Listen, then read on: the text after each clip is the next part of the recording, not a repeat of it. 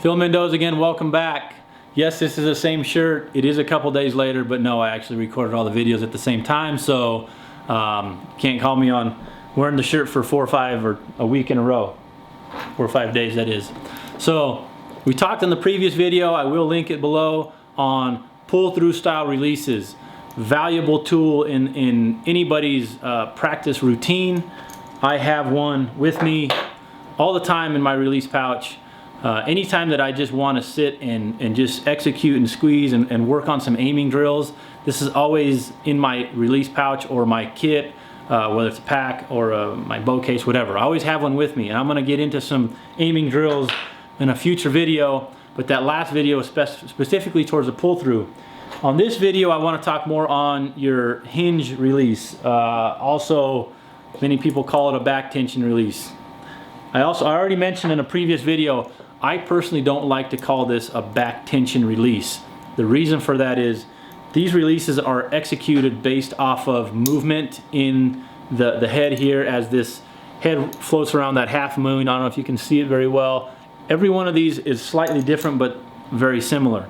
So when learning to shoot said hinge release, I've got many of them. I've played with many of these for years. Some of them have a safety, some of them don't. The feel and the finish is very different. What fits in your hand is ultimately one of the main characteristics of how you're gonna enjoy the shot process with some of these hinges. The short version on the how-to as far as how these shoot, when you hook on this release, this head has to lock on the back of that half moon, okay? So it has to lock, and then you engage it and it's locked in position. So once it's locked there, you have to have consistent pressure with your pointer finger and your thumb, and very light pressure with the rest of the fingers, if none at all, as you're drawing the bow back. The reason for that is if you rotate this release, it's going to cause it to go off. So once you draw back and you reach your anchor point, then you can let your thumb off, and this is ideally how it should be set up. You let your thumb off.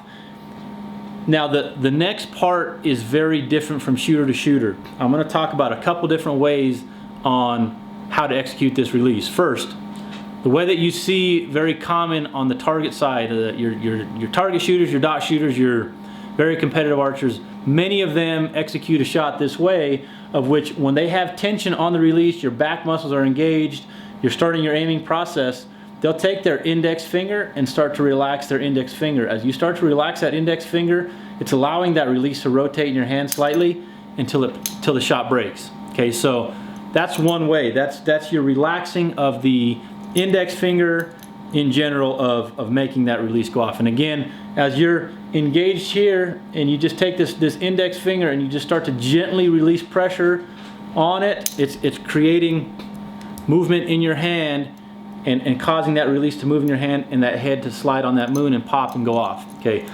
The second way, which is a common way you see people do this, I would say this is probably a less consistent way to do this, is you'll see people and they'll rotate their hand, okay? They'll essentially command the shot when they want it to go off. That's a little less consistent. That's more along the lines of still shooting a trigger style release, because you know you can get it to where your pin's in a spot, and instead of squeezing, push, pull, squeeze, and it's continuing to let the release, the head travel along that moon and shoot, you're commanding it and dumping the trigger off. Okay, can you make it go off that way? Yes. In some hunting situations, I've had to do that to get it to go because the shot window is very tight.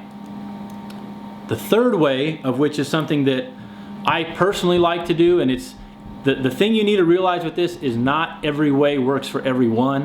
What you can be most consistent with, again, I go back to my number one, thing that we're looking to do here is consistency. And for me, as I set this release up and I take my thumb off the head to allow me to pull it back, I start to evenly build pressure on my finger and my hand, and as I'm building pressure into the back wall and starting to squeeze into the release, it's almost, I can relate it to this. If you start to squeeze your hand and almost start to make a fist gently as you're doing everything, the key here is you don't want to have too much movement to where you're coming off your anchor point. If you have too much movement, when you're coming off your anchor, you're going to move, you're going to have inconsistencies.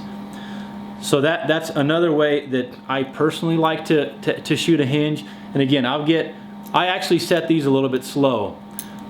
Setting the tension on a release is very different from each release. I would encourage you to check an owner's manual and do that. I always recommend you start with a string bow. I'll put a link to a video I did on how to build a string bow. The reason I say that is because you see and you hear the stories about people bloodying their mouth when they're drawing this back and they don't know how to draw it back properly, and as they get back to here, the release goes off and they're hitting their mouth. So funny to see sometimes, as long as nobody knocks any teeth out.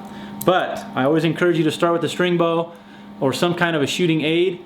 And again, once you get back and when you're practicing with just this, you can move your hand around slightly. See, I just moved my hand and it popped it off. So when you have any variables or inconsistencies, it's going to tell you that here. So once you work out the kinks on a string bow, you'll have a lot more confidence drawing back with your compound, coming and developing an anchor point, and then getting the tension set properly.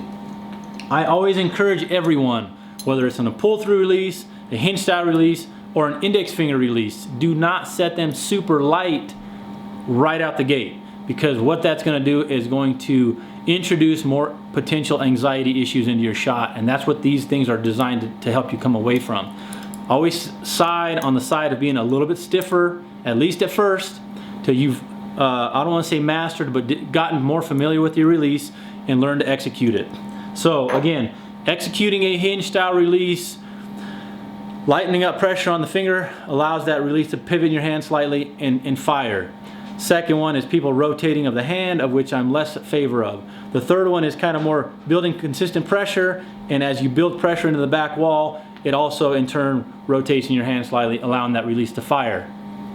That's all I've got for this second video of the series that we're doing here on release execution. The last video, which I'm going to do, is going to talk about practice. It's going to talk about some aiming drills, and it's going to talk about hunting with a hinge. Not for everybody.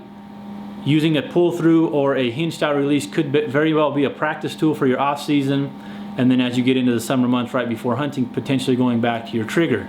But it's a valuable tool, can help you, teach you how to aim properly, gain confidence, and be a better, more proficient archer.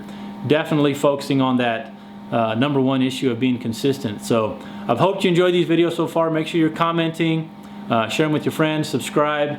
Once again, Rokslide on YouTube, as well as Alpha Bowhunting, and I'm going to be sharing these videos back and forth.